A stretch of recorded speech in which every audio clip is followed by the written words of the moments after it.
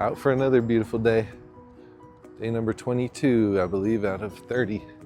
So thanks for coming along for whichever days you have. I probably will continue on after the 30, but I don't know about consecutive days without missing a single one. So it's been fun so far. I'm looking forward to advancing my video creation skills and the quality of my videos and the content. But for now, I'm having a good time. 30 days just to have a good time, prove to myself that I can do it. And then I'll start working on algorithms and all that stuff. In the meantime, hang out with me.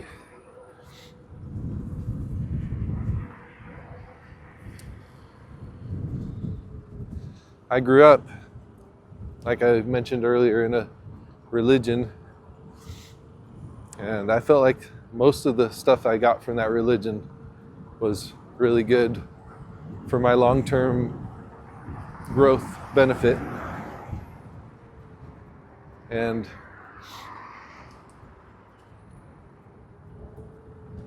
I feel like I wanted to share with you a little bit of what I've derived from religion now after the matter. I bet each of you has some kind of background, whether it was religion or religionlessness, that kind of formed your views. Sometimes it's your family, or if you didn't have close ties to your family, it's the community you grew up in, your neighborhood, or workplaces, job places you've worked that kind of helped you form your views and thoughts on life, on values and everything. So we all have it. Some are just different than others. And anyway, mine were highly focused on family values and service and love and compassion, all those things. And following after the character named Jesus that we all have heard of at least once. And I grew to passionately love this man as my older brother and a divine being that saw the truth through the lies of this world. And during the religion, I sought to emulate him, and since the religion, I continue to try to embody what he stood for, what the story of him is known to encompass and to embody. So I feel like after I left religion, I still see so much value in each of the religions that I've been fortunate enough to get familiarized with, and there are many out there, and each of them you can see, if you evaluate it, you can see if there's portions of powerful truth and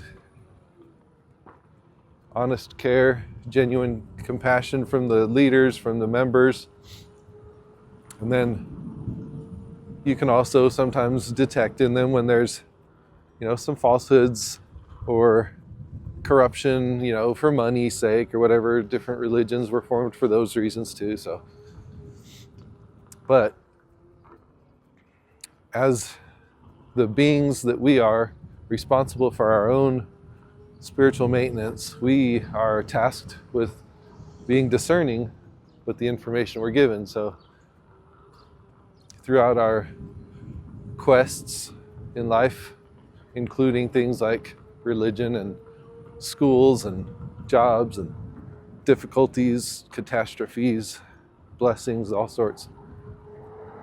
We pull little pieces of good out of every little corner, assembling what is collectively truth and good through our lens.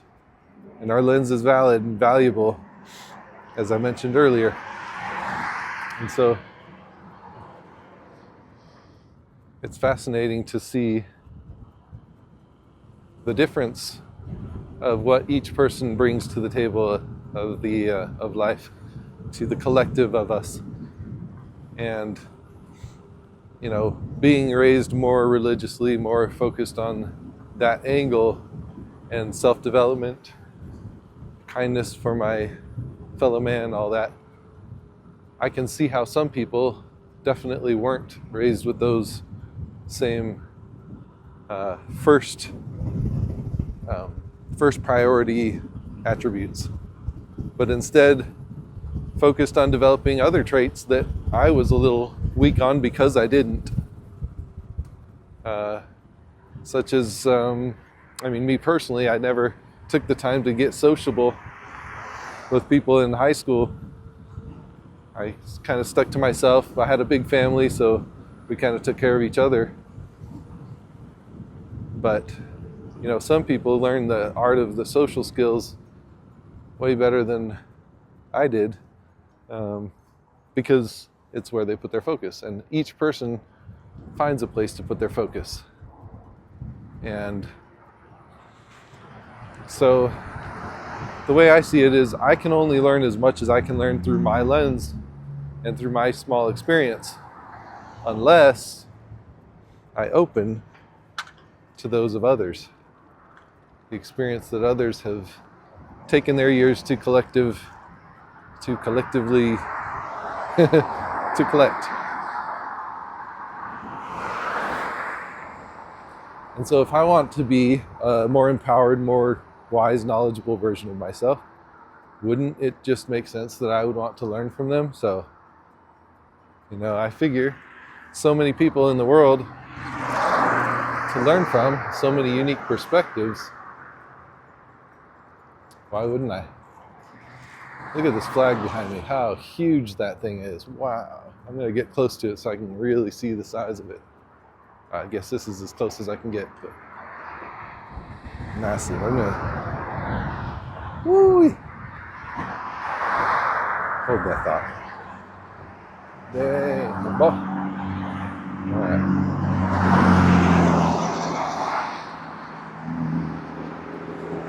It's not easy to see how enormous that is. Like, that's massive. All right. Anyway, I keep getting interrupted with interesting things in life, so I don't see it as an interruption. It's just more of my day. But you see where I'm going with each person's unique background. They grow like a fingerprint, like a snowflake, so unique. And a lot of people curse their past or curse their teachers, curse their lessons. Say, if only I had had this kind of upbringing, or if only I had not done this or been raised this way or whatever. But I don't think that's ever the case. I think you are exactly where you need to be. You are learning the exact lessons you need to learn to become exactly who you internally yearn to become. Because each thing you're faced with, you get to react. You have the freedom, the sovereignty to react to that situation as best as you can, as best as you know how. And that makes who you become. So I think about some difficulties I've had in the past with relationships, friendships that didn't work out the way I wanted them to initially. But now I can't look back and look at them in anything other than with gratefulness, because it was a teacher. It taught me more than I could have learned studying or through any other means, or even hearing about other people's stories. Living it firsthand really is what teaches you.